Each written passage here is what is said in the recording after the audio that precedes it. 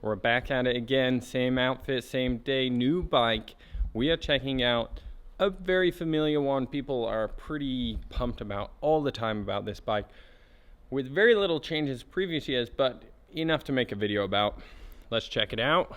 So this is the Checkpoint ALR5. Probably the best-selling gravel bike we've ever had. It outsells pretty much every other brand we bring in.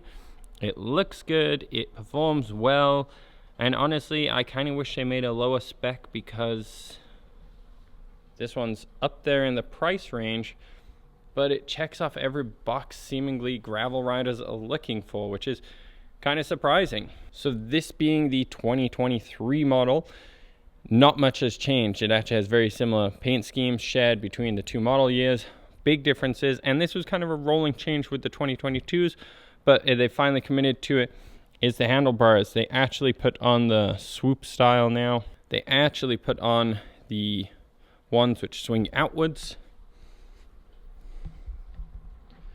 Hard to show. So now you kind of have your one hand position, and slightly wider is your out of hand position. This will give you a little bit more stability while riding in rougher terrain in the lowers. Overall, minor, but a lot of gravel riders appreciate that.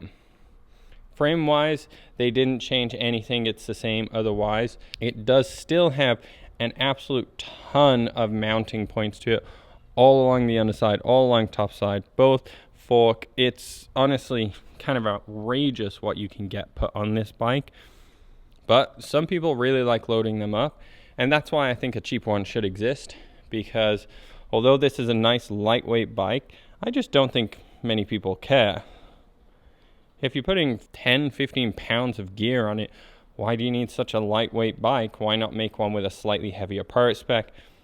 The GRX shifts fantastically. This is 105 equivalent, so it works and performs really well.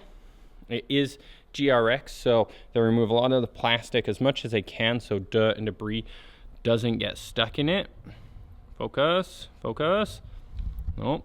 So they get rid of as much as possible so it's going to work and perform well. Looks good too, looks clean and simple. Up at the handlebars as well, you get some better performance, so a bit more grip here, a little steeper incline. Oh my good God, get in focus. A little steeper incline. And then the controls definitely have a little better feel, texture, shape to them. Everything is kind of designed for gravel riding where you might not be in the perfect of conditions.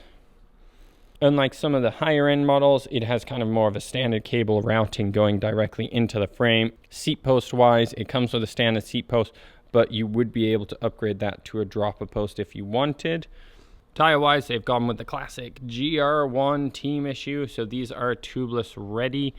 Right out of the box, you are good to go with a nice Bontrager Paradigm rim. So that was once a road one, but now they've kind of transformed it into the gravel one, being a wider setup between the sides, so it holds that tire a little bit more open essentially, so you get a nice plush ride with it. Yeah, this looks really good. There isn't a crazy amount to talk about to it. Like, there is mount points underneath here. It's just an insane amount of mount points. The Checkpoint is definitely for someone who is looking to adventure. This one you can load up ridiculously with gear and bags, and they put on a hugely reliable drivetrain and braking system. Obviously hydraulic disc brakes on this one.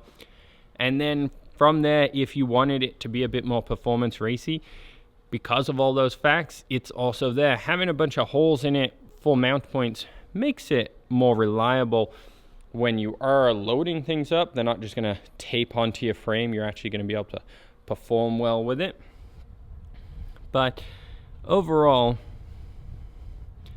it's a nice bike. It works well. There isn't much to talk about. If you're looking for an entry-level gravel bike with a lot of performance, this is it. Obviously, there is much more entry-level ones than this. Like, this one is still very high-end. Like, 105 is still really good.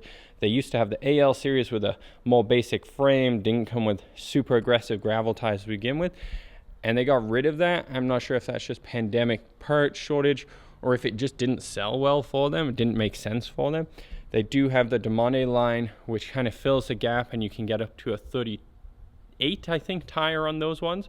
So definitely not as beefy as these guys, which come stock with a 40 and easily go up to a 45, but a little bit cheaper. So it might have just been crossing over two bikes. It didn't make sense. Also pushes you to spend a bit more money if there just isn't an option for you. As you can see, those handlebars, they're not a huge outward swoop, but they do add an outward swoop to it. Yeah, the Checkpoint definitely is one of the most sought after bikes right now. It is one of the hardest to get, but more and more are coming in stock, and it's definitely worth the wait. If you're looking for a high performance bike that is going to do you well, this is it. If you're looking for a high performance bike that can also adventure, this is it. If you're looking for the most basic throw around bike, it's definitely overkill. Price wise and part spec wise, it's overkill for sure. But if you want a sharp looking bike with reliable spec, gravel through and through with all the features, the Checkpoint ALR5 is definitely the bike you should look out for. Quick review, nothing crazy changed there. Nothing crazy has changed on this model since its honest first iteration when it came out. They really have just stuck to it, and it's done really well. And it continues to impress people with the minor, more gravel specific improvements over the years. Everyone's learning what gravel is. It's a staple now, and I think it's here to stay for a pretty long time. Road riders are definitely thinning out, and gravel riders are around. Hopefully this helped. Like all the other videos, check them out, subscribe, dislike, I don't care. Thanks for watching, guys. We'll see you later.